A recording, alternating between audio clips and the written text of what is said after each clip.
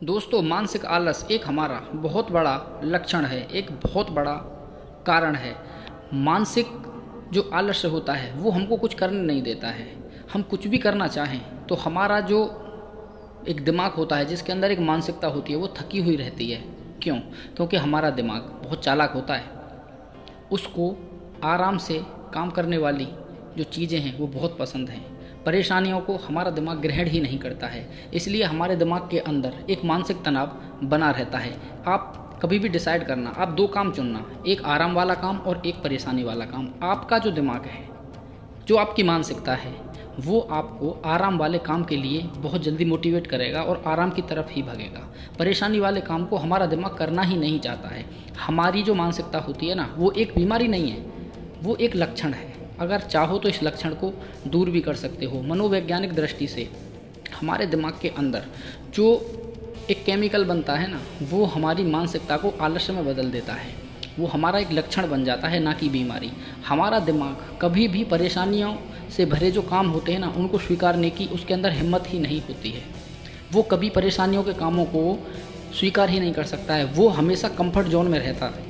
वो रहना ही चाहता है कंफर्ट जोन में, कि उसको बस आराम मिलता रहे, आराम मिलता रहे, तो दिमाग का संतुलन बना रहेगा।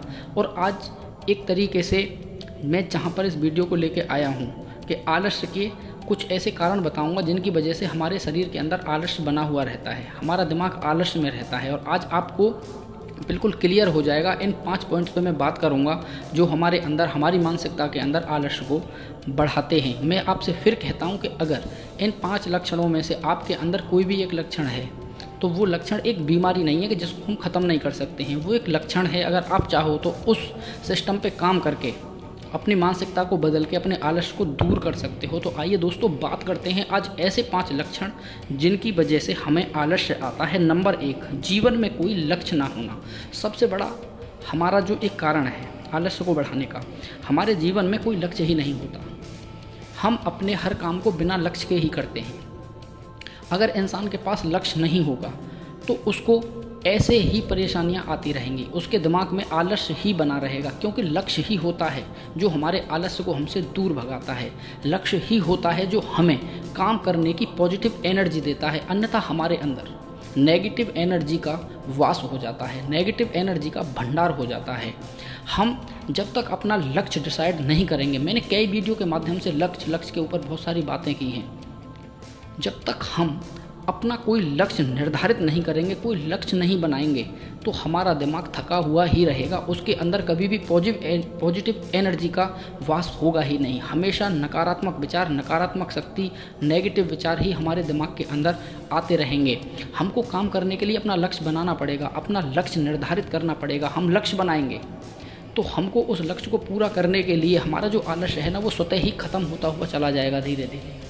तो हमको अपना लक्ष्य बनाना है, और हम अगर लक्ष्य नहीं बनाएंगे तो हमारा दिमाग थका हुआ रहेगा, हम आलस्य में ही भरे रहेंगे। इसका नंबर 2, अगला जो पॉइंट है, कोई टाइम लिमिट का नहीं होना।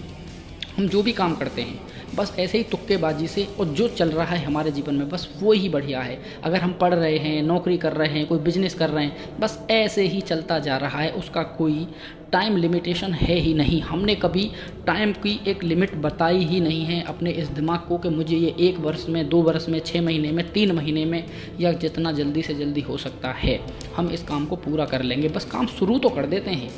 काम शुरू करने के बाद में कोई हम उसकी लिमिटेशन, उसकी टाइम लिमिट सेट ही नहीं करते, अपने दिमाग को कमांड ही नहीं देते कि हमको ये काम इतने समय में ख़त्म कर देना है। जब तक हम टाइम की लिमिटेशन अपने माइंड को नहीं देंगे तो हमारा दिमाग कभी काम करने वाला है नहीं, और उसको आलस्य में ही मज़ा आने वाला है। वो आलस्य से ही भरा रहेगा, हमारी मानसिकता के अंदर आलस्य ही बढ़ा रहेगा। अगर आप चाहते हो कि हमारा दिमाग, आपका दिमाग एकदम चुस्त दुरुस्त और काम करने वाला रहे, तो आप जो भी काम करने के लिए अपना पैराग्राफ बना रहे हो या काम शुरू कर रहे हो, तो आपको एक टाइम लिमिट सेट करनी होगी, अन्यथा आपका दिमाग ऐसे ही आलस्य में भरा हुआ रहेगा। नंबर 3, इरादा ना होना। आप कोई भी काम करते हो इच्छा से करते हो, और इच्छा तो कभी भी मर सकती है। अगर आपके अंदर एक मजबूत इरादा है कि मुझे ये काम करना ही है, तो आप एक बात सोचो, जब आप कोई काम इरादे से करोगे तो आपको लगता है कि वो आपका काम पूरा होगा। अगर एक ड्राइवर घर से अपनी 4 पहिए की गाड़ी को लेकर निकलता है, अगर उसका इरादा है कि मुझे 1 घंटे में 50 किलोमीटर की दूरी तय करके अपना जो भी काम करना है मैं वहाँ टाइम से पहुँच जाऊँगा, ऑफिस टाइम से चला जाऊँगा, तो वो उसका इरादा है। अगर आप किसी काम को इरादे से करोगे तो वो आपका काम 100% बनेगा भी, और आपका दिमाग आपको उस काम को करने के लिए सकारात्मक ऊर्जा प्रदान करेगा। जब तक आप इरादे से कोई काम नहीं करोगे तो आपका काम नहीं होगा। आपका दिमाग उन आलस्य भरी चीज़ों में ही चला जाएगा, क्योंकि दिमाग को आराम चाहिए। दिमाग बहुत चालाक होता है, उसको परेशानियाँ पसंद ही नहीं है, वो रहना चाहता है एकदम कंफर्ट जोन में। तो इसलिए आप अपने इरादे को मजबूत करो और आगे बढ़ो। नंबर 4, प्लानिंग का ना होना।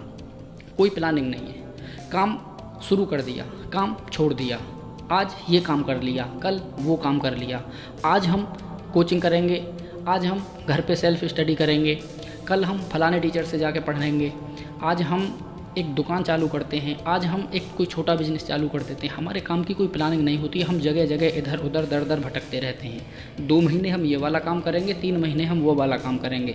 हम इसी तरीके से अपने टाइम को बर्बाद करते रहते हैं, कोई प्लानिंग करते नहीं है। अगर कोई काम अगर हम प्लानिंग के साथ में करेंगे, दोस्तों आप एक बात हमेशा याद रखना, कोई भी काम अगर प्लानिंग के साथ आप करते हो तो वो काम अवश्य सक्सेस होगा। प्लानिंग से काम करेंगे तो दिमाग के अंदर नए नए आइडिया आएंगे, हमारा दिमाग काम करने में लग जाएगा, और जब हमारा दिमाग काम करने में लग जाएगा तो हमारा आलस उतर जाएगा, फिर हमको काम करने की एनर्जी मिलेगी।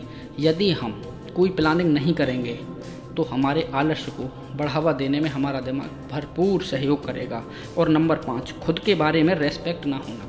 खुद की कोई रेस्पेक्ट ही नहीं है, खुद की कोई वैल्यू ही नहीं है। हमेशा यही बोलते हैं, अरे यार अपना तो जीवन कट जाएगा, अपना तो जीवन कट जाएगा, कोई दिक्कत ही नहीं है, मस्ती है, मौज है, खाने के लिए 2 रोटी मिल रही है टाइम से, क्या करेंगे आगे बढ़ के, पैसे का क्या करेंगे, क्या होगा पैसे से। इस तरीके की हमारी मानसिकता बन जाती है। खुद के लिए कोई रेस्पेक्ट नहीं है। कोई भी व्यक्ति हमारा मिसयूज करता रहता है, अपने काम को पूरा कराने के लिए वो व्यक्ति हमको दिन और रात अपने साथ लेके घूमता रहता है। बस 10, 20, 50 रुपये का प्रलोभन कि आओ आज का खर्चा हमारे जिम्मेदारी में है, तो हम उधर ही चल देंगे।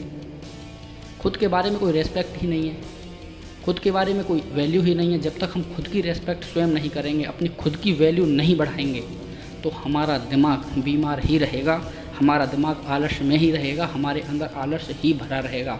अगर आप चाहते हो कि आपके अंदर से आलस्य ख़त्म हो जाए तो आप इन 5 पॉइंट पर थोड़ा गौर करना और इनको सुधारने की कोशिश करना। हो सकता है कि आपकी ज़िंदगी के अंदर थोड़ा थोड़ा बदलाव शुरू हो जाए। दोस्तों अगर वीडियो में कुछ भी मोटिवेशन मिला हो तो सिर्फ वीडियो को एक लाइक कर देना। मिलते हैं किसी और अन्य वीडियो में, जब तक के लिए जय हिंद, जय भारत, वंदे मातरम।